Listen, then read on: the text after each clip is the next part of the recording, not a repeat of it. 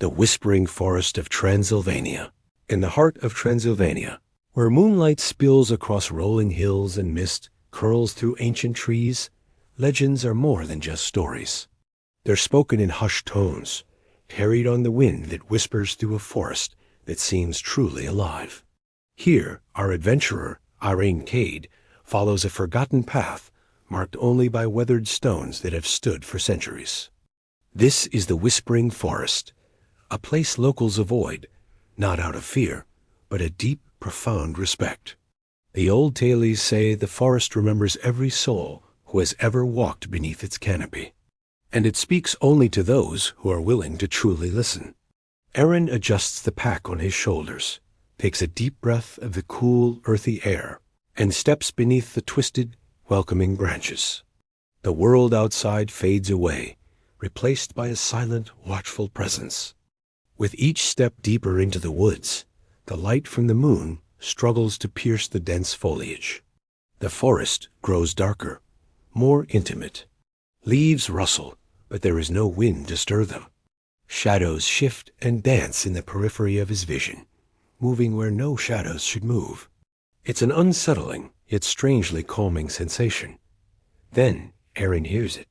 It's not a sound that reaches his ears, but something that resonates deep within his soul. A whisper. It isn't made of words, but of feelings, pure and unfiltered. A wave of regret from a long-lost traveler. A surge of hope from someone who found solace here. A flicker of pure joy from a child who once played among these roots. The trees are speaking, sharing the memories they have gathered over millennia. As he ventures further, Arin notices something remarkable. Carved into the trunks of several ancient trees are symbols, weathered but still distinct. They are symbols of protection, of balance. Arin's heart quickens with recognition. He knows these marks. They were left by a forgotten order, a society of guardians tasked with protecting places like this, places where the world's past and its future intertwine, where the veil between worlds is thin. He understands now that he isn't just walking through a forest. He is treading on hallowed ground, a sanctuary of memory and time. The path ahead suddenly becomes uncertain. The trail before him splits, branching into three seemingly identical directions. He hesitates for a moment, then chooses the path that feels most right.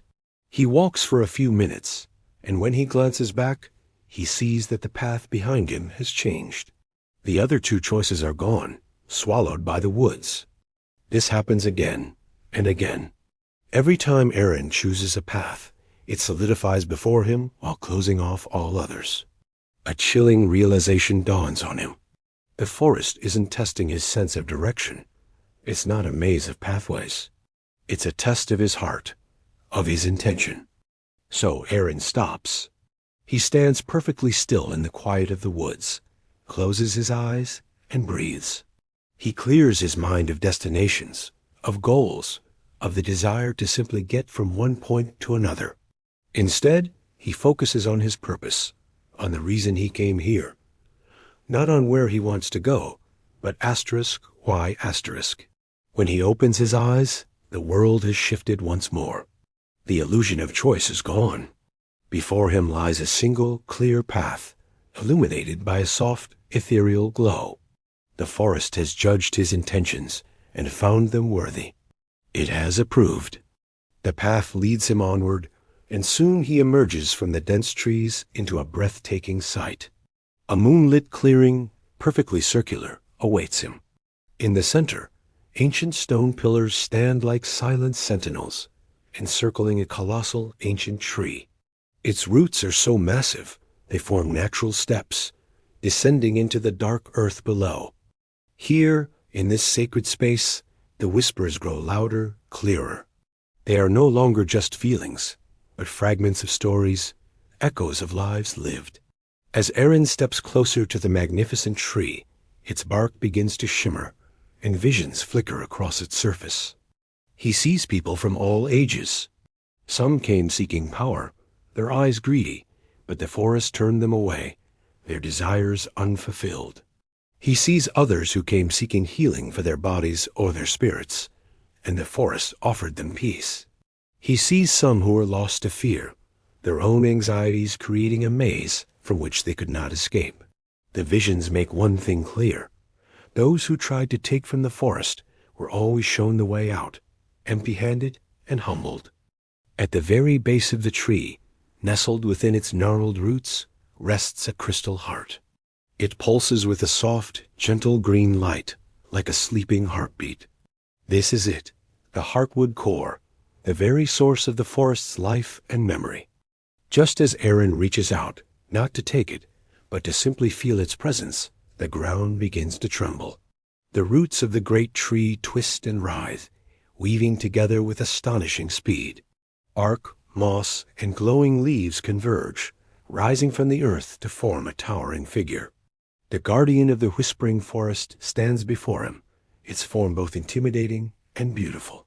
Its voice is not a sound, but a force, echoing like the wind rushing through 1,000 branches. "What do you seek?" the guardian asks, its question resonating in Arin's very bones. Arin, unafraid, meets its gaze calmly. His voice is steady and clear in the silent clearing. "I seek to protect what should not be forgotten." The guardian seems to consider his words. It shows him a new set of visions, but these are not of the past. They are of a possible future. A horrifying future where the forest is dying, its ancient trees cut down, its whispers silenced forever. A future where the heartwood core has been taken, its power misused, leaving only a dead, empty husk behind. Looking at the pulsing crystal, Arin understands the temptation it represents, but he also understands his role. "I won't take it," Arin says firmly. "I will help you hide it. I will help you protect it." The towering guardian studies him for a long, silent moment. Then, in a gesture of profound trust and acceptance, the colossal figure of wood and leaf slowly, gracefully bows. But the moment of peace is shattered. Suddenly, the entire forest shakes violently. A deep, guttural rumble echoes from far away, and the very ground of the clearing begins to crack. The heartwood core, which had been pulsing with a calm rhythm, now beats rapidly, its green light flashing in alarm. The disturbance is not from within the forest, but from outside. The protective magic that shields this place is weakening, is stabilized by a growing threat in the world above. The forest is in peril. Thinking fast, Arin's eyes dart around the clearing. He remembers the symbols he saw on the trees, the marks of the ancient guardians. He now sees those same symbols carved into the stone pillars surrounding the tree. They're out of alignment. He rushes from one stone to the next, pushing and turning them, realigning the ancient symbols into their correct sequence. With each click of stone against stone, the frantic whispers of the forest begin to soften. The violent tremors in the ground begin to still. As the final symbol clicks into place, a wave of calm washes over the clearing. The heartwood core's frantic pulsing slows, its light dimming back to a steady, peaceful glow. It is stable once more. His work done, Arin turns back to the guardian. The massive figure dissolves as quickly as it formed, its body of bark and moss melting back into the roots and soil of the great tree, its duty fulfilled for now. The magical clearing begins to fade, and the single forest path reappears behind Arin, now glowing softly, ready to guide him safely out. At the forest's edge, as the first hints of dawn touch the sky, Arin turns back one last time. The trees stand tall and silent, but the silence is different now. It is peaceful. It is grateful. He smiles, a deep sense of accomplishment settling within him. That night, by the light of a small campfire, he opens his journal and writes a simple, powerful truth. Some places don't want heroes. They want listeners. As a new day breaks across the rolling hills of Transylvania, Arin Cade follows the road eastward. He pulls out his old, worn map, and as the morning light hits the parchment, new symbols begin to appear faintly upon it, marks of water, light, and time. Another legend is stirring. Another story is waiting to be told. And so the adventure continues. Arin Cade walks on. Thank you for joining me on this journey. If you enjoyed Arin's adventure, don't forget to like, subscribe, and hit the bell to follow along wherever the road takes him next.